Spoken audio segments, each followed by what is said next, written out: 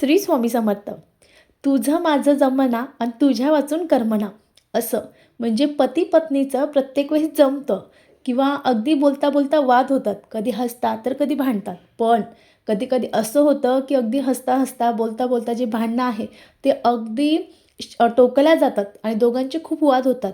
तुमच्या घरामध्ये जर पती पत्नीचं जमत नसेल, सतत वाद होत असेल, पत्नी ऐकत नसेल किंवा पती ऐकत नसेल, असं जर तुमच्यासोबत घडत असेल तर तुम्हाला अगदी साधा आणि सोपा उपाय करायचा आहे. हा उपाय तुम्ही शनिवारी, मंगळवारी, शुक्रवारी कधीही करू शकता. अगदी तुम्हाला जसा वेळ भेटेल तसं देखील करू शकता.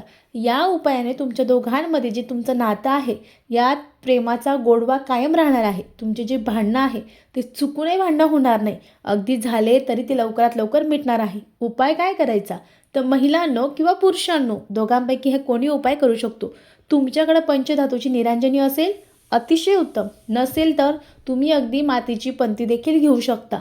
तुम्हाला त्यामध्ये 2 लवंग आणि थोडासा कापूर घ्यायचा आहे आणि तो तुम्हाला रात्री घेऊन आपल्याला बेडरूममध्ये जाळायचं आहे. झोपण्याच्या अर्धा तास किंवा 1 तास आधी आणि त्यानंतर ते तसंच ठेवायचं आहे आणि सकाळी ते उचलून घ्यायचं आहे. जी लवंग जर जळली नसेल ते टाकून द्या आणि परत दुसऱ्या दिवशी करायचं आहे. असं जर तुम्ही न चुकता 11 दिवस केले तर तुमचे जे भांडणं आहे ते दूर होतील आणि तुमच्या प्रेमामध्ये किंवा तुमच्या नात्यामध्ये जो गोडवा आहे तो कायम राहणार आहे. अतिशय साधा पण निश्चित आणि अतिशय खात्रीशीर हा उपाय आहे. निश्चित करावा. श्री स्वामी समर्थ. धन्यवाद.